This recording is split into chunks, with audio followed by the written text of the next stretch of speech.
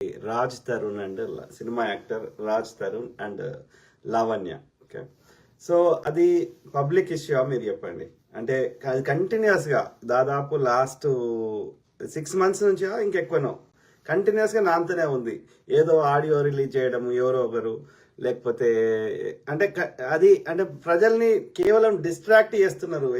అంటే ఈ మీడియా సంస్థలకి మంచి కంటెంట్ క్రియేట్ చేసే స్థానంలో లేరా అంటే ఇప్పుడు ఎందుకంటే ఇట్లా బర్నింగ్ ఏదో ఒకటి తీసుకొని వచ్చింది అనుకో, they don't need to spend any little effort, కొంచెం ఎఫర్ట్ కూడా పెట్టి మనము ఏది మంచి కంటెంట్ ప్రజలకు యూజ్ అయ్యేది, లేకపోతే ప్రభుత్వాల యొక్క అసమర్థతని, లేకపోతే ఇంకేమైనా ప్రజల్ని ఎడ్యుకేట్ చేసే విధంగా, అది ఎడ్యుకేట్ చేసేది కూడా ప్రజలకి ఏమంటారు వాళ్ళకి నచ్చే స్లాంగ్లనే వాళ్ళకి చెప్పి అయినా సరే వాళ్ళకి ప్రతి విషయం మీద అవగాహన చేయించడం శాత కాదా?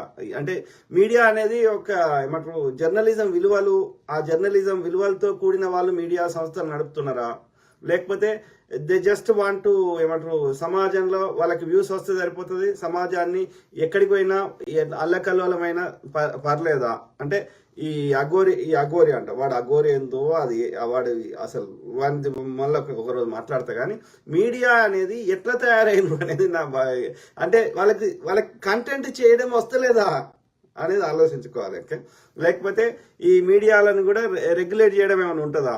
ఏది ఇట్లా ఏమంటారు మినిమం ఒక జర్నలిజంలో మినిమం డిప్లొమా అన్న చేసిన వాళ్ళే మీడియా సంస్థలు పెట్టాలా? ఇట్లా ఏమన్నా ఆలోచించాల్సిన విషయం ఉంది. ఎందుకంటే వాళ్ళకు ఒక సామాజిక బాధ్యత ఉంది. ప్రజలకి సరైన సమాచారాన్ని ఇస్తూ వాళ్ళని ఏమంటారు వాళ్ళని తప్పుదో పట్టించవద్దు కదా, రైట్? సో ఆలోచించాలి ప్రభుత్వాలు. ఏమంటారు నేను అనేది వాళ్ళ స్వేచ్ఛను తీసేయమంటలేదు, దయచేసి స్వేచ్ఛ ఉండాలి. ఓకే, ప్రభుత్వంలో తప్పు చేసినా ప్రశ్నించే హక్కు ఉండాలి. కానీ ఏమంటారు కొన్ని విలువలతో కూడింది ఉండాలి. నిన్న ఏదో ఇట్లా యూట్యూబ్లో సెర్చ్ చేస్తుంటే ఒక అమ్మాయి ఏదో మాట్లాడుతుంది, ఆమె పేరు రవలి అంట, ఇన్ఫ్లుయెన్సర్. అమ్మ నాయన, నేను మొగోడినై కూడా అట్లా మాట్లాడలేను, అంత పచ్చిబూతులు అట్లా మాట్లాడుతుంది. దాన్ని యూట్యూబ్లో పెట్టేస్తున్నారు. అంటే యూత్కి చిన్న పిల్లలు, స్కూల్కి పోయే పిల్లలు, బిలో 18 years పిల్లలు, what kind of message are we giving to them? We need to think about this. ఏమంటున్నా అంటే యూట్యూబ్ గైడ్ లైన్స్ ఉన్నాయి, ఫేస్బుక్ గైడ్ లైన్స్ ఉన్నాయి, కాబట్టి ఈ కొత్త చట్టం తెచ్చి వాళ్ళ యొక్క ప్రభుత్వాన్ని ప్రశ్నించే వాళ్ళని ఇబ్బంది పెట్టే విధంగా చేయడం అది కాదు. కానీ ఈ న్యూసెన్స్కి సంబంధించిన న్యూసెన్స్ రిలేటెడ్ ఏదన్నా ఇప్పుడు బట్టలు లేకుండా తిరిగేదాడు, లేకపోతే ఇప్పుడు అమ్మాయి బూతులు, పచ్చి బూతులు, మామూలు బూతులు కాదు అవి, మొగోళ్ళు కూడా అట్లా మాట్లాడలేదు. రవలి అని ఒక అమ్మాయి ఉంటుంది, ఆమె మరి ఏ సంస్కారంతో ఆమె మాట్లాడుతుందో. బావా అని అంటే ఎవరో పిలిచి ఆమె అన్నదంట ఫస్ట్, వేరే వాళ్ళు బావా అంటే తప్పంట. ఏం మాట్లాడుతారు? ఇప్పుడు ఎవడో బిర్యానీ వండుకున్నాడు, బిర్యానీ మాదే అంటే ఎవడొప్పుకుంటాడు? అది ఎవడైనా వండుకోవచ్చు, రైట్? అంటే సో అట్లా తయారయ్యారు మనుషులు. సో కాబట్టి మీడియాకి గుడ్ కంటెంట్ క్రియేట్ చేయడం వస్తలేదా అనేది ఒక పాయింట్. ఇంకా పోతే రెండోది, ఈ రాజ్ తరుణ్ అండ్ లావణ్య విషయంలో అందులో ప్రజలకు యూజ్ అయ్యేది కానీ, అది ప్రజా సమస్య కానీ, లేకపోతే డే టు డే ప్రజలకు ఈ సమాజంలో ఉన్న సమస్యకి ఏదైనా కోరిలేట్ అయ్యే విధంగా కానీ ఎక్కడ వాళ్ళ ఇష్యూ చాలా చిన్నది, అసలు ఇష్యూయే కాదు నా దృష్టిలో. రాజ్ తరుణ్ అండ్ లావణ్య విషయంలో అసలు ఇష్యూయే కాదు. ఈ అమ్మాయి అంటది పెళ్లి చేసుకున్నా అంటది, రాజ్ తరుణ్ అంటాడు మేము సహజీవనం చేసినాం పెళ్లి చేసుకోలేదంటాడు. ఏదన్నా ఒకటి అధికారికంగా ఏమంటారు మనకి అప్రూవల్ ఉంది, రిజిస్టర్ చేసినా లేకపోతే అందరి ముందు పెళ్లి చేసుకున్నా దానికి సమాజం యొక్క అప్రూవల్ ఉంది, కాబట్టి దానికి చట్టాలు కొంచెం డిఫరెంట్గా వర్తిస్తాయి. సహజీవనం చేస్తే నీ ప్రైవేట్గా ఇద్దరు కలిసి ఉంటే దానికి చట్టం ఏం వర్తించదు, అంతే. Other than that everything else is same. Living together, sharing food, sharing bed, everything కదా. సో కాబట్టి అది అంతరాత్మకు సంబంధించింది. ఓన్లీ మ్యారేజ్కి అదర్ దాన్ మ్యారేజ్ సహజీవనానికి తేడా ఏంటంటే ఓన్లీ ద లీగల్ అప్రూవల్, చట్టం రూల్స్, చట్టం సంబంధించిన హక్కులు కానీ ఆస్తుల పంపకాలు కానీ వాటిలో కొంచెం డిఫరెన్స్ ఉంటుంది. లేకపోతే ఈ లీగల్ లేకపోతే మిగిలినంత సేమ్, రైట్? సో అది ఇద్దరు వ్యక్తులు వాళ్ళ ఇష్టంతో అయితే ఒక ఇద్దరు వ్యక్తులు కలిసి ఉండాలా, అది ఫ్రెండ్షిప్ చేయాలన్నా లేకపోతే ఎలా అన్న తమ్ముల బంధమైన, అక్క చెల్లెల బంధమైన, తండ్రి కొడుకుల బంధమైన, ఇద్దరు అడల్ట్స్ అంటే ఎబో 18 years ఉన్న వాళ్ళు ఇద్దరు, లేకపోతే భార్యాభర్తలైనా సరే, లేకపోతే గర్ల్ ఫ్రెండ్ బాయ్ ఫ్రెండ్ అయినా సరే, లేకపోతే ఇప్పుడు సహజీవనం అనే పేరు పెట్టినా సరే, ఏ పేరు పెట్టినా సరే, ఒక ఇద్దరి మధ్యలో ఉండే ఆ బాంధవ్యం అనేది వాళ్ళిద్దరికీ నచ్చాలి. ఒకరికి నచ్చి ఒకరికి నచ్చకపోతే ఇంకోరు నాకు దోస్తి చేయి, నాకు ఫ్రెండ్షిప్ చేయి అని ఫోర్స్ చేయలేం మనం. నా ఐడియాలజీ, నా థాట్ ప్రాసెస్, నేను ఎదుటోళ్ళకి ఇచ్చే విలువ, ఇవన్నీ వాల్యూస్ ఎదుటోనికి కూడా ఉండి వాళ్ళకు కూడా నా థాట్ ప్రాసెస్ నచ్చితే వాళ్ళు ఫ్రెండ్షిప్ చేస్తారు.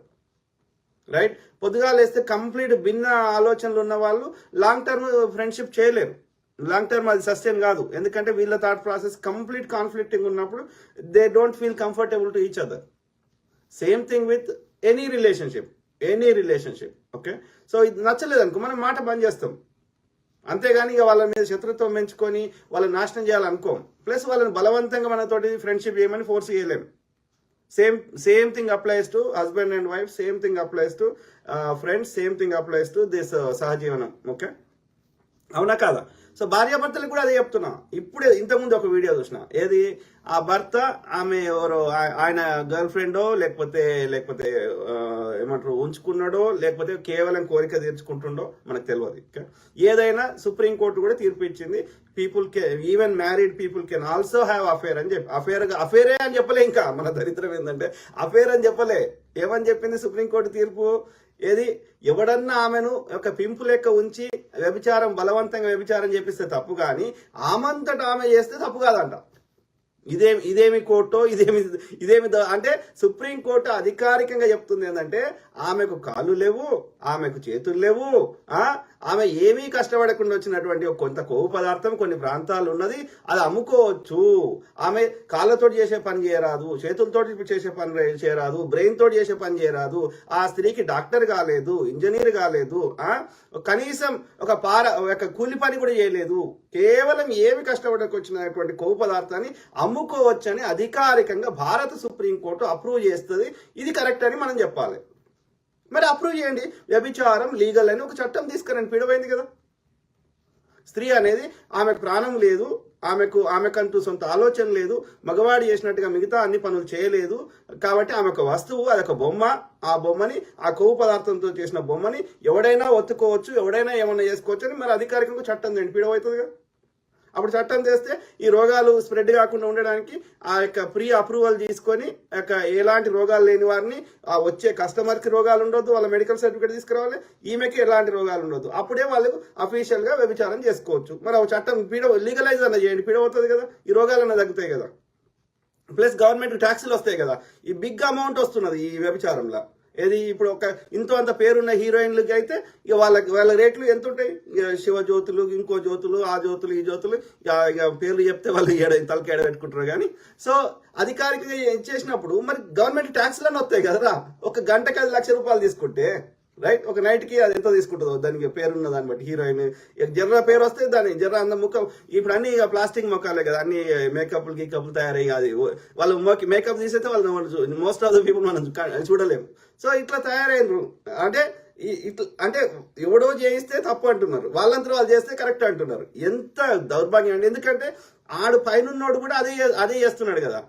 నిన్న ఎవరు అంటున్నారు, మోడీ దాన్ని కంగనా రనౌత్ని అదని చెప్తున్నారు. ఓకే, సో ఆ క్రమంలో నేను ఏం చెప్తున్నా, టాపిక్ కొంచెం డిఫరెంట్గా పోయింది. కానీ సో అయితే ఏమంటున్నా అంటే ఇక్కడ రాజ్ తరుణ్ అండ్ ఈ యొక్క ఏమంటారు ఈ లావణ్య విషయంలో అక్కడ విషయమే లేదంటున్నా. వాళ్ళిద్దరు కలిసి ఉన్నారు. ఆయన ఫస్ట్ హైదరాబాద్ వచ్చినప్పుడు ఆయనకు ఒక ఏమంటారు మోరల్ సపోర్ట్ లెక్క ఉన్నది. ఈమె మంచి అందరికి ఎవరికైనా భోజనం పెడుతుందంట. భోజనం పెట్టే ఉద్దేశం ఏంది? She wants to make a good friends. వాళ్ళతోటి ఏదన్నా మనకి లబ్ధి చేకూరుతుందని అందరినీ దోస్తు చేసుకుంటది. దోస్తు చేసుకున్నాక ఈమెం చేస్తుంది, ఈమెకు ఆ గోవాలో ఏదో కోర్సు నేర్చుకోవడానికి పోయింది. ఏం కోర్స్ అది? డీజే కోర్సు నేర్చుకోవడానికి పోయింది. అక్కడ ఈమెకు అన్ని దరిద్రపు అలవాట్లు చేసుకున్నది. అంటే ఇక వ్యభిచారం చేయడము, డ్రగ్స్ చేయడము, ఈ యొక్క ఏమంటారు తాగడము, అన్ని చెడు అలవాట్లన్నీ నేర్చుకున్నది ఈ లావణ్య అంటే ఆమె. ఆమె కూకట్పల్లిలో ఎక్కడ అక్కడ కేపీహెచ్బిలో ఎక్కడ పెరిగింది, వాళ్ళ తల్లిదండ్రులు అక్కడే ఉంటారంట. సో ఇది పేదరిక middle class or below middle class నే పెరిగింది, ఎన్నడూ పైసలు చూడలేదు జీవితంలో. కాబట్టి ఏదో ఒక దారిలో పైసలు కావాలి ఆమెకి, కష్టపడకుండా బిగ్ మనీ కావాలి. ఏం చేస్తుంది? గిట్లనే చేస్తుంది, బ్లాక్ మెయిల్ చేస్తుంది. లేకపోతే ఆ తోటి అమ్మాయిలకు కూడా, ఫ్రెండ్స్కి కూడా పార్టీ అని చెప్పి పిలిచి వాళ్ళ యొక్క తాగే కోకులను వెళ్ళను, లేకపోతే వాళ్ళు మందు ఇప్పుడు అందరు మందు కూడా తాగుతారు లేడీస్ కూడా. సో ఆ మందులను ఈ డ్రగ్ కలుపుతుంది. ఆ ఆఫ్రికన్స్ ఎవరో ఉంటారంట బేగంపేట దగ్గర. సో వాళ్ళ దగ్గర ఆ డ్రగ్స్ కొని ఇట్లా అమ్ముకుంటుంది. ఎందుకంటే ఆ డ్రగ్స్లలో ఎక్కువ పైసలు వస్తాయి. కానీ దానివల్ల ఏమవుతుంది? డ్రగ్స్ వల్ల ప్రాణాలు పోతున్నాయి, లేకపోతే ప్రాణాలు పోతాయి. ఎందుకంటే అది ఒక 10 రోజులు కూడా పడుకొని ఉంటారు వాళ్ళు. అది కంప్లీట్ నర్వస్ సిస్టమ్ ఇది డ్యామేజ్ చేస్తుంది అది. కాబట్టి తన యొక్క స్వార్థం కోసం ఆమె డ్రగ్స్ వ్యాపారం చేస్తున్నది. అందులో పోలీసులు దొరకబట్టి లోపల వారేసిండ్రు. మళ్ళా మన యొక్క పోలీసులను కూడా ఇన్ఫ్లుయెన్స్ చేసి బయటకు వచ్చింది. అంటే ఈ దుర్మార్గురాల వల్ల సమాజానికి నష్టమే ఉంది, కానీ 1% లాభం లేదు. మళ్ళీ ఆమెనే క్రిమినల్ యాక్టివిటీస్ చేసి ఆమెనే విక్టిమ్ రోల్ లెక్క వస్తున్నది. సో దీనికి ఆ శేఖర్ భాష వచ్చి ఈ రాజ్ తరుణ్ రాడు మీడియాకి. ఆ శేఖర్ భాష వచ్చేసి ఇదోటి తెచ్చి చూపెడతాడు. కరెక్టే, పోలీసులే గడి విక్తురా అంటే పోలీసులను కూడా దోస్తీ చేసుకుందంట. ఇక పోలీస్ వ్యవస్థలనే వానికి కూడా సుఖం ఇస్తా, వానికి కూడా డ్రగ్స్ ఇస్తా, వానికి కూడా ఇంకోటి ఇస్తా అంటే వాడు ఎవడేం కంచే చేయని వేస్తే మనం ఏం చేయగలుగుతాం? ఇప్పుడు అన్ని కేసులలో గట్లేదు వచ్చారు కదా. అంటే ప్రజల ఆలోచన విధానాన్ని మార్చడం తప్ప మనం చేయగలిగింది ఏం లేదు, రైట్? సో అన్నప్పుడు ఈ యొక్క వాడు రాజ్ తరుణ్ అంటాడు, వానికి ఆ మృణాల్ ఠాకూర్, ఇప్పుడు హర్యానా, ఇంకోటి వాడు ఎదిగే హీరో లాగా ఉన్నాడు, ప్లస్ యంగ్ ఉన్నాడు. ఇక వాళ్ళు యొక్క అంత ఎవరు హీరో, ఇక వాళ్ళు బాయ్ ఫ్రెండ్ గర్ల్ ఫ్రెండ్ లెక్క కానీ, లేకపోతే in future boy friend girl friend తోటి స్టార్ట్ చేస్తారు. ఇక ఫ్యూచర్లో అది ఏడిపోతుందో వాళ్ళకి తెలియదు. సో దే వాంట్ హిమ్, ఇది రాజ్ తరుణ్ అన్నప్పుడు ఇప్పుడు already they are not living together. He left అంటే ఎప్పుడో వెళ్ళిపోయాడు అక్కడి నుంచి, ఆ యొక్క లావణ్య దగ్గర నుంచి, రైట్? వెళ్ళిపోయినాక ఇప్పుడు వాళ్ళు పెళ్లి కూడా చేసుకోలేదు అధికారికంగా, రైట్? ఈమెకి ఏం హక్కు ఉంది ఆయన మీద? What right she has? ఉంటే మరి బలం కోర్టైనా ఏం చెప్తుంది? నా భార్య వస్తలేదు అని అన్నా సరే, నా భర్త వస్తలేడు అంటే కలిసి ఉండమని ఒక సలహా ఇస్తుంది అంతే. Court also does not have any power to బలవంతంగా పోయి నువ్వు కలిసి ఉండమని ఎవరు ఫోర్స్ చేయలేరు. అర్థమైందా? ఇద్దరు వ్యక్తులకి ఇష్టం ఉంటేనే వాళ్ళ ఇష్టంతో కలిసి ఉండాల్సిందే, కానీ third person can not do anything, including court వాళ్ళు కూడా చట్ట ప్రకారం. అన్నప్పుడు అతను 18 ఏళ్ళు అబో 18 ఇయర్స్ ఉన్నప్పుడు, సో అతనికి నచ్చిన జీవితం అతను గడుపుతున్నాడు, నీకు నచ్చిన జీవితం నువ్వు గడుపు. అతన్ని బలవంతంగా నా రాజు నాకు కావాలంటే అట్లా లేదు కదా, అది వర్కౌట్. మరి ఉన్నప్పుడు వాని మనసుని గాయపరచకుండా నువ్వు కాపాడుకుంటే వాడు ఉండేటోడు కావచ్చు. మరి పోతే పోని ఎవరి లైఫ్ వాళ్ళది కదా, ఎవరి లైఫ్ నువ్వు కంట్రోల్ చేసే హక్కు నీకు లేదు కదా లావణ్య గారు. So what you want? ఏదో ఒక సెటిల్మెంట్ చేసుకో. నువ్వు ఉట్టిగా నువ్వు ఏది సహజీవనంలో ఎలాంటి నీకు హక్కులు లేవు, అయినా సరే నువ్వు ఉట్టిగా పోవడానికి సిద్ధంగా లేవు. ఆయన కుక్కలు తెచ్చిపెట్టి ఆయన వాళ్ళ ఇంట్లో పెట్టినాక నువ్వు ఎందుకు పోతావు? పోవు. నిన్ను ఎలగొట్టాలంటే తల్లిదండ్రులు పంపిస్తే అది యుద్ధం అవుతుంది, రేపు ఇంకోరిని పంపించినా యుద్ధం అవుతుంది. అయితే కోర్టు ద్వారా ఏదైనా ఆర్డర్ తీసుకొని వచ్చి పోలీసు ఫోర్స్ పెట్టి నిన్ను పంపించాలి. లేదు అంటే అతను ఒక సెటిల్మెంట్ చేసుకోవాలి. నీకైతే లీగల్గా ఎలాంటి రైట్స్ లేవు, కానీ నీ రౌడీజం అయితే నడుస్తున్నది. ఆ మృణాల్ ఠాకూర్ ఉంటే ఆమె దగ్గరికి పోతుంది, పోయి ఆమెను కొట్టే ప్రయత్నం చేస్తుంది. ఆమె ఏం తప్పు చేసింది? ఇప్పుడు రాజ్ తరుణ్ నా వాడు అంటున్నావు, నీ రాజ్ తరుణ్ ను కన్విన్స్ చేసుకో. అది మృణాల్ ఠాకూర్ అయినా హర్యానా అయినా వాళ్ళదేమున్నది? వాళ్ళు అంటే ఎవ్వడిగా నీ ఒక దరిద్రానికి ఎప్పుడో నీతోటి కలిసి ఉన్నందుకు వాడి జీవితం అంతా సంఖ్య నాకు ఇస్తావా? ఇక వాడు ఇంకో అమ్మాయితో కలిసి ఉండొద్దా? వాడు ఒక సిస్టమేటిక్ లైఫ్ బతుకొద్దా? నీతోటి వర్కౌట్ కాలేదు. సో ఇక అయితే ఎవరితోటి వర్కౌట్ కావద్దా? ఇక నీవు బలవంతంగా అతన్ని నీతో కలిసి ఉండాలి. ఈవెన్ పెళ్ళైనా సరే నువ్వు అతను నీతో కలిసి ఉండాలి. పెళ్ళైనా సరే అఫేర్ పెట్టుకోవచ్చు అన్నప్పుడు, పెళ్ళైనా సరే నువ్వు అతనికి నచ్చకపోతే అతను విడిపోయే హక్కు ఉంది. అతన్ని బలవంతంగా నీతో ఫోర్స్ఫుల్ గా కలిసి ఉండాలని ఫోర్స్ చేసే హక్కు నీకు లేదు. ఇంతకుముందు ఒక వీడియో చూసినా అని చెప్పిన కదా. సో అందులో అతను భర్త ఆ యొక్క ఎవరో గర్ల్ ఫ్రెండ్ ఉంచుకున్నదో, లేకపోతే పైసలు ఇచ్చి తెచ్చుకున్నాడో, వ్యభిచారినో ఎవరో. సో ఆమెతోటి అలా ఏదో రూమ్ లో చేస్తున్నాడు. వీళ్ళకి ఈ భార్యకి ఇన్ఫర్మేషన్ వచ్చింది. దండు పట్టుకొని తీసుకొని పోయి ఆడ పెద్ద గొడవ చేసి భర్తను గుంజి ఆని కొట్టి ఆ అమ్మాయిని తీసుకొచ్చి ఆమెను కొట్టి ఇన్ని చేస్తున్నారు వాళ్ళు. ఆ అమ్మాయి ఏం తప్పు చేసింది? నీ భర్త ఆమె దగ్గర పోయింది కదా, నీ భర్తను కన్విన్స్ చేసుకొని ఉంటివి, లేదంటే చట్ట ప్రకారం అతను నేరం చేస్తే కోర్టులో కేసు వేయని ఉంటివి. ఆ ఎవిడెన్స్ని తీసుకుపోయి నువ్వు కోర్టులో కేసు వేస్తే నీకు రావాల్సిన లీగల్గా డివోర్స్ ప్రకారం ఏమేమి రావాలని అన్నీ వస్తాయి కదా. ఇల్లు కానీ అతని మీద ఉన్న ఆస్తులు కానీ ఏమేమి ఆ యొక్క టర్మ్ ఇతను చీటింగ్ చేసిన దాంట్లో ఏమేమి ఉన్నాయో అవి వస్తుండొచ్చు కదా నీకు. అతన్ని బలవంతం చేసి నీతో కలిసి ఉండాలంటే కలిసి ఉంటారు ఎవరన్నా? చట్టం కూడా అట్లా చెప్తలేదు కదా. 18 దాటిన వాళ్ళకి ఎవరికైనా, ఇప్పుడు నా పిల్లలకైనా after 18 I can guide them. నీ ఇట్లా కాదురా, ఇక ఈ రోడ్డు పోతే ఈ ఊరు వస్తుందని చెప్తా కానీ, ఇట్లా వేసుకో బిడ్డ అని చెప్తా కానీ, వాడి ఇష్టం వాడి నచ్చినట్టు చేస్తా అంటే నేను ఆపే శక్తి నాకు లేదు. Being a father up to 18 వరకే నేను ఏది చేయగలుగుతా కొంతవరకు. After 18 I can not do anything. All I can do is guide ఒక చెప్పగలుగుతా, మార్గదర్శనం చేయగలుగుతా, ఒక సలహా ఇవ్వగలుగుతా being a dad or being a parent. కానీ అంతకుమించి I can not control his life. నేనేమంటా, నేను ఇప్పుడు ఏది ప్రతి మనిషికి ఇండివిజువల్ ఉంటాడు. నేను తప్పు చేసిన అనుకో, నేను ఒకసారి పడ్డా అనుకో, మా డాడీ చెప్పిండు ఇట్లా ఓరా నాయన, ఇట్లా ఓకు, లేకపోతే ఫాస్ట్గా ఓకు, యాక్సిడెంట్ అవుతుంది, పడతావు ఇంకోటి అని చెప్పిండు అనుకో. అయినా సరే నేను పోయినా అనుకో, నేను పడ్డాక నేను నేర్చుకుంటా కదా, అది నా లైఫ్ కదా. If I do any mistake in my life I learn through my mistakes. అది నా జీవితం, అది నా అనుభవం. నాకు ఆకలైతే నేను తింటా, కాదు వేరే వాళ్ళు తినమని ఫోర్స్ చేస్తే నేను తినను, రైట్? అది తిన్నాక అది నచ్చకపోతే నెక్స్ట్ ఏం తినకపోవచ్చు. కానీ దట్ ఈస్ మై ఎక్స్పీరియన్స్, అది నా అనుభవం. నా అనుభవాన్ని, నా జీవితాన్ని ఎవరో కంట్రోల్ చేసే హక్కు వేరే వాళ్ళకి లేదు. Same thing with other people. నేను కూడా వేరే వాళ్ళని కంట్రోల్ చేయను. I respect their privacy, I respect their individuality, I respect their choices. అప్పుడు నేను వాళ్ళకి నిజమైన ఆత్మీయ బంధువునైతా, నేను లేకపోతే నిజమైన వాళ్ళ శ్రేయోభిలాషనైతా. అంతేగాని everybody wants to control other person. No, all you have is you can guide them. నువ్వు వాళ్ళకు ఒక సలహా ఇవ్వగలుగుతావు, కానీ వాళ్ళ జీవితాన్ని కంట్రోల్ చేసే హక్కు లేదు, కంట్రోల్ చేయకూడదు. ఒకవేళ తప్పు చేసినా సరే వాడే నేర్చుకుంటాడు, ఆ అమ్మాయి నేర్చుకుంటుంది అని వదిలేయాలి. 1-2 సార్లు చెప్పాలి, అయినా వినకపోతే వదిలేయాలి. కాలమే వాళ్ళకు నేర్పిస్తుందని అనుకోవాలి, రైట్? సో ఆ క్రమంలో ఏది వీళ్ళకి పెళ్లి కాలేదు, వీళ్ళకి ఎలాంటి లీగల్ బైండింగ్ లేదు, ఏది లేదు. నా రాజు తరుణ్ కావాలి, నాకు రాజును కావాలంటే 10 సార్లు చెప్పినావు, 100 సార్లు చెప్పినావు, అయినా కానీ రాజు వస్తలేడు. ఎందుకంటే వాడిని మనసు కాల్చినావు, వాడిని తాగి వాని మీద అరిచినావు, వాడిని దన్నినావు, వాడిని కొట్టినావు, వేరే వానితో అఫైర్లు పెట్టుకున్నావు, డ్రగ్స్ తీసుకున్నావు. నువ్వు చేయని దరిద్రం లేదు. ఎవడుంటాడే నీతోటి? రాజు తరుణ్ కాదు, ఇంకోడు కూడా ఉండడు నీతోటి. మస్తాన్ ఉండడు, ఇంకోడు కూడా ఉండడు. ఎందుకంటే నీ గుణం బాగాలేదు. గుణం బాగాలేనప్పుడు నీ లోపం పెట్టుకొని పక్కని వాడిని బలవంతంగా నీతో ఫోర్స్ఫుల్గా ఉండమంటే ఒకటి ఉంటాడు. కాబట్టి నా సలహా ఏంటంటే ఆ రాజు తరుణ్ అనేటువంటి దీంతో ఒక ప్రొటెక్షన్ ఆర్డర్ తెచ్చుకోరా అయ్యా. ఇది నీ దగ్గర దరిదాపులకు కూడా రాకుండా ఉండాలంటే నీకు ఒక ప్రొటెక్షన్ ఆర్డర్ ఇస్తారు కోర్టుకు పోతే. దీని నుంచి నాకు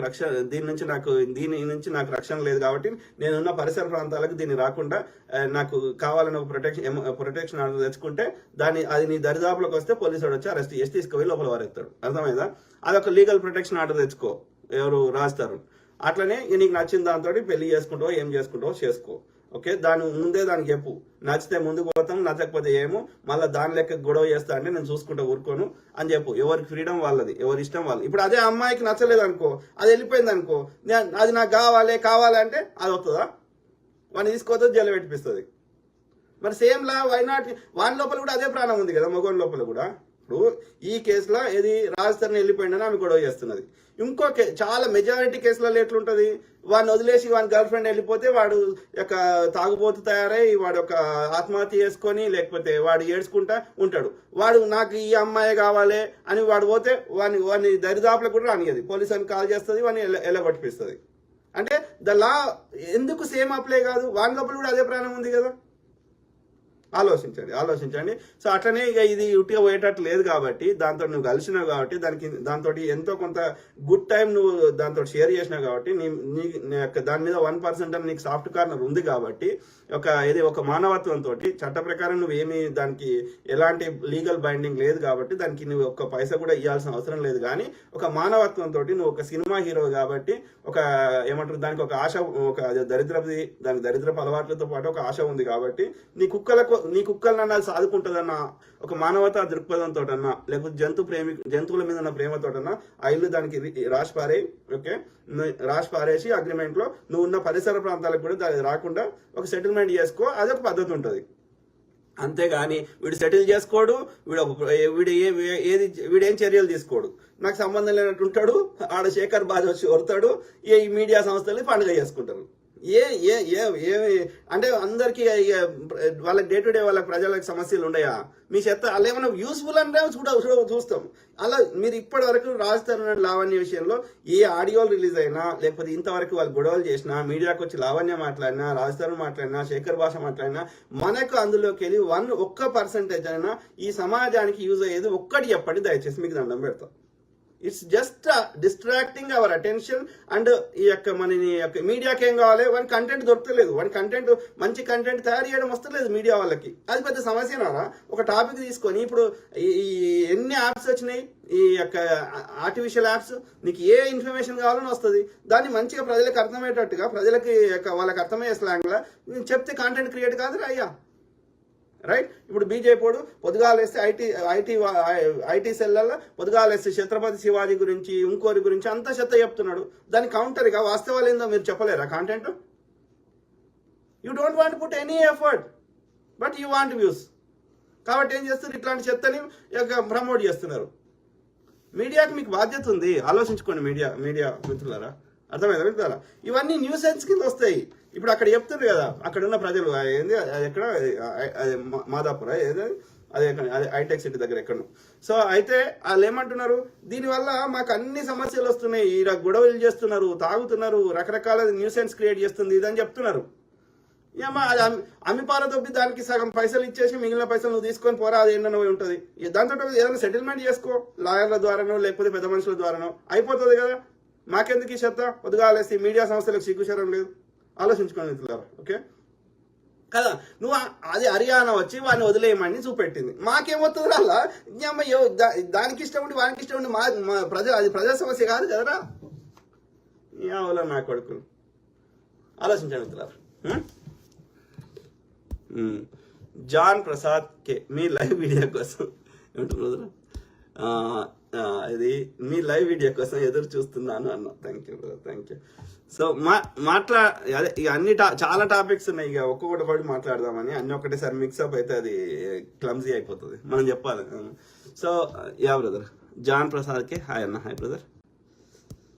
ఏమంటున్నాను? జర్నలిస్ట్ రాకేష్, మీడియాలో కూడా సొల్లు సాలేగాలు తయారయ్యారన్న, అక్రమ సంబంధాలు అఘోరీలు తప్ప వీళ్ళ బతుక్కి వార్తలు కూడా చదవడం రాదు. అదే బ్రదర్, మీడియాలో అంతో కనీసం జర్నలిజంలో డిప్లొమా చేసిన వాళ్ళన్నా ఈ మీడియా సంస్థల మీడియాలో పనిచేయాలనేమో అని నాకు అనిపిస్తుంది. ఎందుకంటే ఆ జర్నలిజం కోర్సులో వాళ్ళకు ఎట్లా మంచి కాంటెంట్ క్రియేట్ చేయడము, అట్లనే జర్నలిజం విలువలు ఎట్లా కాపాడాలి, ఇట్లాంటివి మినిమం నేర్పిస్తారు కదా.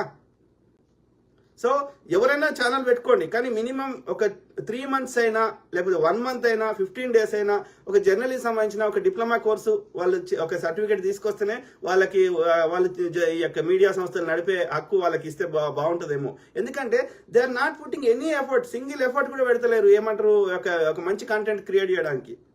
అక్కడ ఏదో వాళ్ళు ఒక లేని కృత్రిమమైనటువంటి ఒక సిచ్యువేషన్ క్రియేట్ చేసి దాన్ని హైలైట్ చేసుకునే ప్రయత్నం చేస్తున్నారు. అంటే they don't want put any effort for creating good content. Then they don't have right to run the media organisations కదా. ప్రజల్ని తప్పుదో పట్టించడానికి కాదు కదా మీడియా సంస్థలు ఉన్నది, వాళ్ళ వ్యూస్ కోసం. నీల హరీష్ హాయ్, హలో, నమస్తే, వనక్కం, సేజ్ రికాల్, ఆదాబ్ మిత్రం. Thank you brother, thank you. Namaste brother. Neela Harish brother. Manoj Kumar Johan, right, Yohan, ఇది సెంట్రల్ ఇష్యూ ఎలానో చెప్పండి అన్న. సో అది చాలా సింపుల్ మిత్రులారా. ఏది ఇక కలిసి వాళ్ళిద్దరి ఆడామగ 18 ఏళ్ళు దాటిన వాళ్ళకి నచ్చితే కలిసి ఉంటారు, నచ్చకపోతే కలిసి ఉంటారు. అది నేషనల్ ఇష్యూ, అది పెద్ద ఇష్యూవా? శివరాం లెట్ల. ప్రియమైన రాజ్బోడా గారికి నమస్కారం. నా పేరు శివ. మా స్వగ్రామం చెర్ల తిరుమలాపూర్, నాగర్ కర్నూలు జిల్లాలో ఉంది. గత 10 సంవత్సరాలుగా మేము హైదరాబాద్లో పనిచేస్తూ జీవనం సాగిస్తున్నాము. 2018లో మా ఊర్లో 3 ఎకరాల పొలం కొనుగోలు చేశాము. కానీ ఆ పొలం ఇప్పుడు నీళ్లలో మునిగిపోయి ఉంది. దీనికి కారణం అప్పటి ఎమ్మెల్యే అయిన శ్రీ మర్రి జనార్దన్ రెడ్డి గారు అభివృద్ధి పేరుతో మినీ ట్యాంక్ బండ్ నిర్మించడం వల్ల మా పొలాలు నీటిలో మునిగిపోయాయి. ఆయన బీఆర్ఎస్ ఎమ్మెల్యేగా ఉన్న సమయంలో ఈ సంఘటన జరిగింది మరియు ఇది బీఆర్ఎస్ పాలనలోనే సంభవించింది. ఈ సమస్య వల్ల మాకు తీవ్ర ఆర్థిక నష్టం జరిగింది. మా పొలం మునిగిపోవడం వల్ల రైతులుగా మాకు ఎటువంటి ఉపయోగం లేకుండా పోయింది. ఈ విషయంపై అప్పటి నుంచి ఎటువంటి చర్యలు తీసుకోలేదు మరియు మా గోడు ఎవరికి వినిపించలేదు. మీరు సామాజిక మాధ్యమాల ద్వారా ప్రజల సమస్యలను వెలుగులోకి తెస్తూ వాటిపై అవగాహన కల్పిస్తున్నారని మాకు తెలుసు. కాబట్టి మీరు ఈ సమస్య గురించి ఒక వీడియో తయారు చేసి దీన్ని ప్రజల ముందుకు తీసుకురాగలరని మా విన్నపం. మీ వీడియో ద్వారా ఈ సమస్యపై అధికారుల దృష్టి పడి మాకు న్యాయం జరిగే అవకాశం ఉంటుందని ఆశిస్తున్నాం. మీరు ఈ విషయమై శ్రద్ధ చూపి మా సమస్యను బయట పెట్టడానికి సహకరిస్తారని ఆశిస్తూ మీ స్పందన కోసం ఎదురు చూస్తున్నాను. మీకు కృతజ్ఞతలతో శివాలేట్ల. ఫోన్ నంబర్ అది ఉంది 9553312812. గ్రామం చెర్ల తిరుమలాపూర్, మండలం తాడూర్, నాగర్ కర్నూలు జిల్లా. అదే బ్రదర్. సో దానికి గవర్నమెంట్ ప్రొసీజర్ ఏముంటుంది? ఇట్లా మునిగిపోయిన వాటికి అది ఏ డిపార్ట్మెంట్ చేస్తుంది? రెవెన్యూ శాఖనా, ఇంకే శాఖనా, లేకపోతే ఎవరి అప్రూవల్ ఉంటుంది? కలెక్టర్ దగ్గర పోవాలన్నా? అది ఏముంటుందో లీగల్ ప్రొసీజర్ నాకు కరెక్ట్ తెలియదు. సో ఆ ప్రయత్నం చేయండి. సో ఆ ప్రయత్నం చేస్తే మరి అయినా అధికారులు ఏమంటున్నారు దాన్ని బట్టి నెక్స్ట్ స్టెప్ ఆలోచించవచ్చు. లేదు అంటే అక్కడ ఏం రెస్పాండ్ కాకపోతే గాంధీ భవన్ కా ఇక్కడ సెక్రటరీకి పోయి ఆ సంబంధిత శాఖ అధికారులకి మీ యొక్క సమస్యను వివరిస్తూ ఆ యొక్క రిక్వెస్ట్ లెటర్ ని వాళ్ళకి ఇవ్వండి. సో వాళ్ళు ఏమన్నారు దాన్ని బట్టి ఆలోచించి నెక్స్ట్ స్టెప్ ఏందో ఆలోచించుకోవచ్చు. రైట్. సో దానికి లీగల్ ప్రొసీజర్ ఉంటుంది. గవర్నమెంట్ ఏ కారణం చేత ఎవరి భూములైనా తీసుకున్నా మునిగిపోయినా వాళ్ళకి కానీ కేసీఆర్ అంటే ఏం చేసిండంటే ఆ జీవో తెచ్చిండు. జీవో తేవడం వల్ల మనము ఆ 2013 భూసేకరణ చట్ట ప్రకారం గవర్నమెంట్ ఏ కారణం చేత భూమి తీసుకుంటే భూమికి భూమి ఇవ్వాలి, అట్లనే వాళ్ళ ఇంట్లో ఒకరికి ఉద్యోగం ఇవ్వాలి, అట్లనే వాళ్ళకి మెంటల్ స్ట్రెస్ లేకుండా వాళ్ళ యొక్క మెడికల్ ఖర్చులు భరించాలి. ఆ యొక్క స్ట్రెస్ దీనికి అట్లా ఉండే. కానీ కేసీఆర్ అనే దుర్మార్గుడు అట్లా ఇప్పుడు మల్లన్న సాగర్ లో తీసుకున్న దానికి మార్కెట్ రేట్ 30 లక్షలు ఉంటే 6 లక్షలు ఇచ్చి చేతులు దులుపుకున్నాడు. ఒక జీవో తెచ్చిండు. సో ఆ జీవో ప్రకారము గవర్నమెంట్ రేట్ ఎంత ఉంటుందో అంత కట్టి ఇవ్వాల్సిందే. మరి ఎందుకు ఇవ్వట్లేదు, ఎవరు ఇవ్వట్లేదు, మీరు సరిగ్గా సరైన డిపార్ట్మెంట్ వాళ్ళని కన్సల్ట్ చేస్తున్నారా లేదా అనేది అది మీరు ఆలోచించండి. సో ఇప్పుడు నేను మాట్లాడినా కాబట్టి ఇందులోకి ఇలా వీడియో ఏమున్నదో అది ఆ బిట్ కట్ చేసి మీకు ఎవరికైనా పంపించాలంటే పంపించుకోండి. ఓకే. ఆ బ్రదర్ పేరు ఏంది? లేట్ల శివ, అంతేనా? శివరాం లేట్ల. Okay brother. వినయరాజు కోచరా. Thank you brother, thank you Vinayaraju. So అది మిత్రులారా, లాస్ట్కి 1-2 చదువుదాం, then will be done. Janardhan Maharaj అన్న, వర్షిని అఘోరీగాడి దగ్గర ఆస్తి కొట్టేసే ప్లానింగ్ లో ఉంది. ప్రస్తుతానికి నటిస్తుందని నాకు ఒక అనుమానం ఉంది.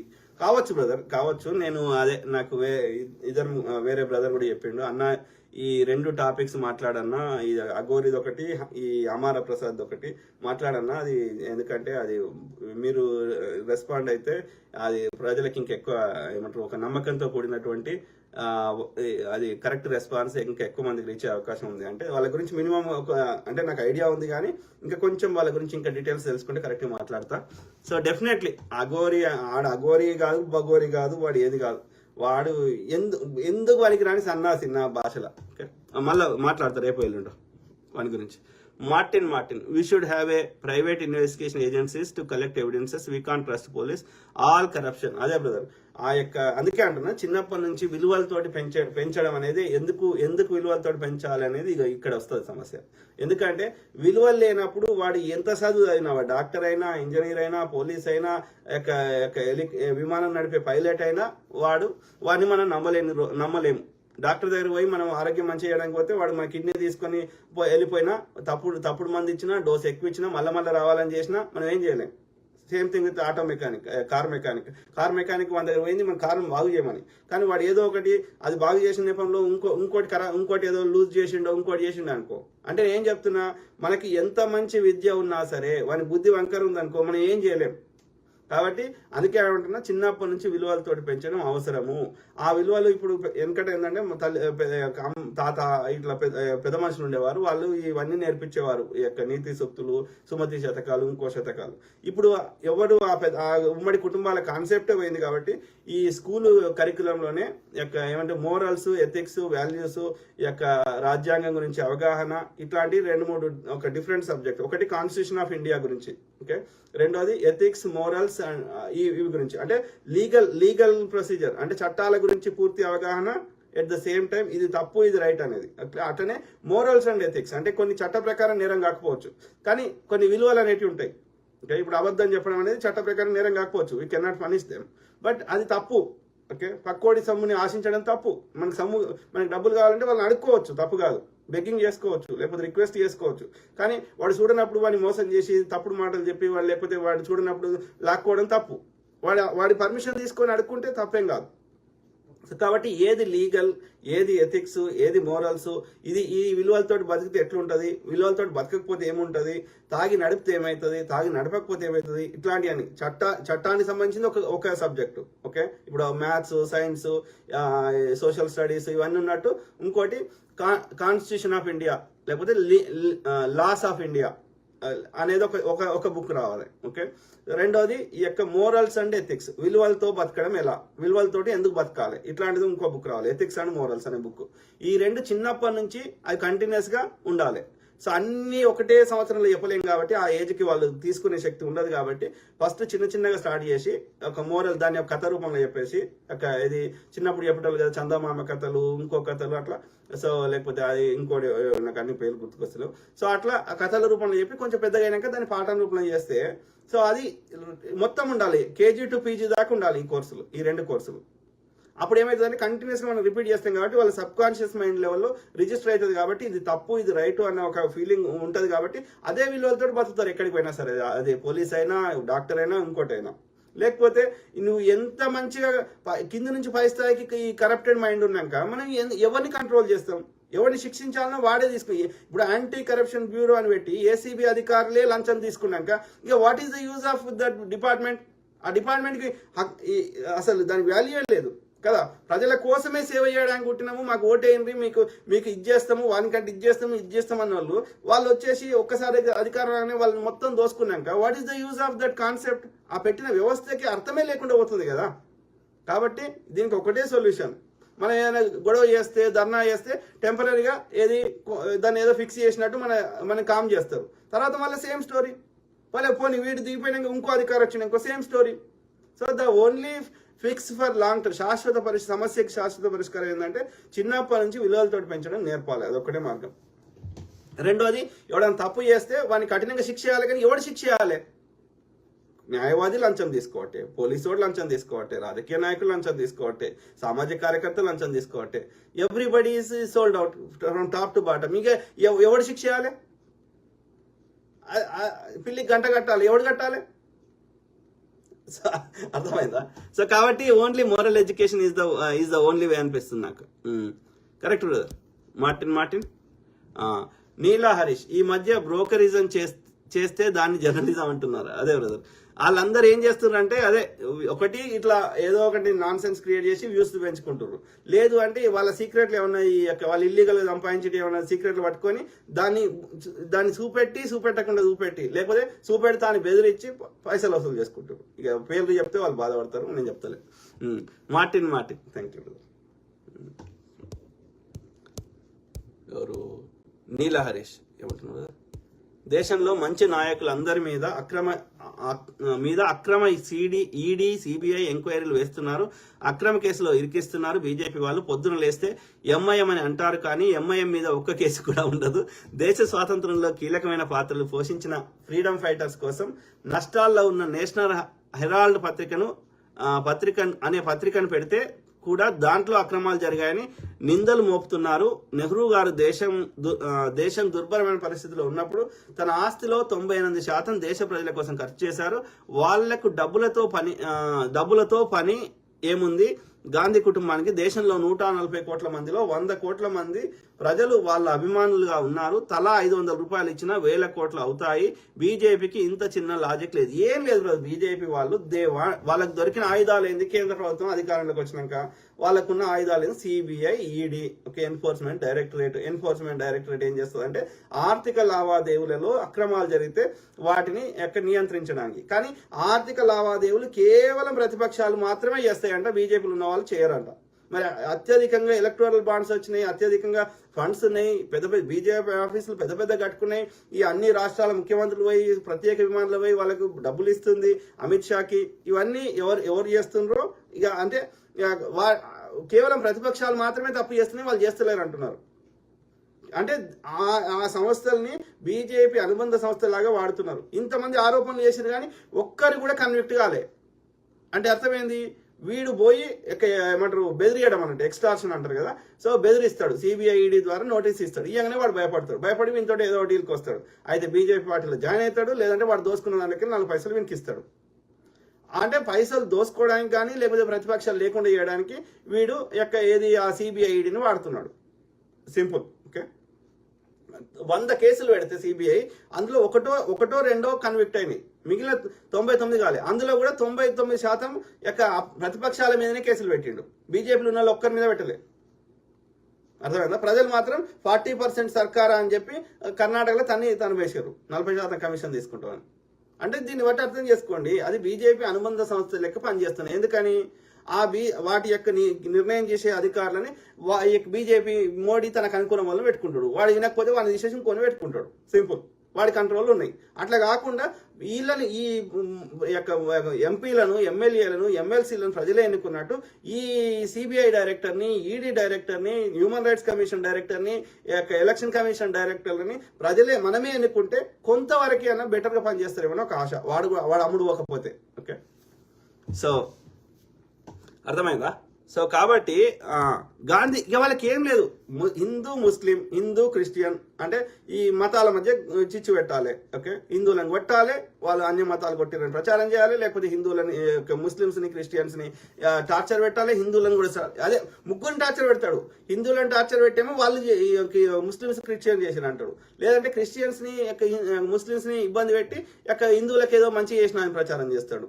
ఇవి కాదు అంటే కాంగ్రెస్ మీద బురద వెళ్తాడు, లేదంటే అన్ని ప్రతిపక్షాల ముఖ్యమంత్రులు జైల్లో పెడతాడు, వాళ్ళ ఆర్థిక మూలాలను దెబ్బ కొడతాడు, తప్పుడు కేసులలో ఇరికించి వాళ్ళ యొక్క మొత్తం ఫైనాన్షియల్ అకౌంట్స్ ని సీజ్ చేయాలి. ఎన్నికల ముందు కాంగ్రెస్ యొక్క మొత్తం ఫైనాన్షియల్ అకౌంట్స్ అన్ని ఫ్రీజ్ చేసిండు. ఎందుకని? వీడి ఎన్నికలలో 1 పైసా వంచిపెట్టద్దు, ఇటువంటి ప్రచారం చేయొద్దు, పోస్టర్లు అంటియద్దు, బహిరంగ సభలు పెట్టద్దు అని. మరి బీజేపీ అకౌంట్ కూడా చేయాలి కదా, అందరికి ఈక్వల్ ఉంటుంది కదా. అంటే they are abusing their power. Simple. Okay, ఇక వాళ్ళకి మద్దతుగా ఈ మీడియా సంస్థలు అన్ని అదాని కంట్రోల్లో ఉన్నాయి. అన్ని మీడియా సంస్థలు వాడి మోడీ ఏం చెప్తే దానికి తానా అంటే తందానా అంటున్నాయి. ఎందుకంటే వీళ్ళకి రావాల్సిన, వాళ్ళు దోసుకునే వాళ్ళకి వీళ్ళకి రావాల్సిన వాటాలు వీళ్ళకి వస్తున్నాయి. ఎండ్ ఆఫ్ ద నష్టపోతుంది ఎవరు? ప్రజలు. అర్థమైందా? బలమైన ప్రతిపక్షం లేకపోతే, కొట్లాడేటోడు లేకపోతే ఏమవుతుంది? దోసుకునేది రాజ్యం అవుతుంది కదా. ఎల్లకాలం నేనే ఉంటా, ఎల్లకాలం నేను దోసుకుంటా రాసిచ్చిర్రా భారతదేశ ప్రజలు. ఇక మోడీ నువ్వు చచ్చేదాకా ఇక ఎల్లకాలం భూమి ఉన్నంత వరకు నువ్వే ఉండాలని చెప్పిర్రా. అట్లాంటప్పుడు అదే కావాలనుకుంటే ఎన్నికలు ఎందుకు, ఈ మీడియా సంస్థలు ఎందుకు, ఇది తలకాయ నొప్పి ఎందుకు? సౌదీలో యొక్క ఎన్నికలు లేవు, ఇంకో రాజ్యం లేవు, ఒక రాజకుటుంబం పరిపాలిస్తుంది. ఎందుకంటే మన దేశంలో కూడా స్వతంత్ర రాకముందు లేవు. అట్లయితే రాజ్యాంగాన్ని చింపేసేయి, మోడీ బీజేపీ వాళ్ళు మాత్రమే ఈ దేశాన్ని పరిపాలిస్తారని ఒక చట్టం చేసేసేయి. ఇక నేను మాట్లాడితే అడగండి. ఎందుకంటే రాజుకి వ్యతిరేకం కూడా కాదు, వాస్తవాలు చెప్తే రాజుకు నచ్చకపోతే మా తలలు ఎగిరేసిండు. రాజును పొగిడితే, రాజు తప్పు చేసినా సరే వాడు గొప్పోడు అని చెప్తే వాడు అగ్రహారాలు ఇచ్చిండు, లేదా అంటే వాడు మనులు మాణిక్యాలు ఇచ్చిండు. మరి ఆ రాజరిక వ్యవస్థ తీసుకొస్తా అంటే తీసుకురా, మరి ఏం చేద్దాం? అప్పుడు మా అభిప్రాయానికి వాల్యూ లేదు. ఒక రాజకుటుంబం, రాజు ఏం ఆలోచిస్తే అదే మేము పాటించాలి. ప్రజాస్వామ్యంలో ప్రజలు ఏమనుకుంటే అది ఆ ప్రజా సేవకుడు పాటించాలి. ఈ వ్యవస్థ మీకు నచ్చకపోతే రాజ్యాంగం చింపేయండి. ఎందుకు టైం వేస్ట్? ఎందుకు ఎన్నికలను మోసం చేసి గెలిచేదానికి ఎన్నికలు ఎందుకు? ఆలోచించండి మిత్రులారా. ఇక ప్రతిపక్షాలు ఎందుకు రా? ఇక నువ్వు ప్రతిపక్షాలు లేకుండా చేస్తున్నప్పుడు అంటే ఈ బ్రాహ్మణుడు అనేవాడు ఎంత మూర్ఖుడో ఆలోచించండి. ఇవాళ బీజేపీ నడిపిస్తున్న వాళ్ళంతా ఆ పార్లమెంట్కి వచ్చినటువంటి ఆర్య బ్రాహ్మణులే. వాళ్ళకి ఓ దిమాక్ లేదు, ఒక విషయ అవగాహన లేదు, ఒక సైంటిఫిక్ టెంపర్ లేదు. ఇంకా ఇంకా 3000 సంవత్సరాల కింద ఉన్న చెత్తని అప్పుడు నింపిన చెత్తని అదే కంటిన్యూ నింపే ప్రయత్నం చేస్తున్నారు. అది గరికపాడు కావచ్చు, అది చాగంటి కావచ్చు, చిన్నజీయర్ కావచ్చు, నార్త్ ఇండియాలో ఉన్న ఏదన్నా కొడుకులు కావచ్చు. ఏ విషయం మీద అవగాహన ఉండదు. అర్థమైనా? సో ఐ కీప్ టాకింగ్, మాట్లాడుతూనే ఉంటా, ప్రతి అంశం మీద అవగాహన చేస్తా, అట్లనే మీ తరఫున వాయిస్ ఇస్తా.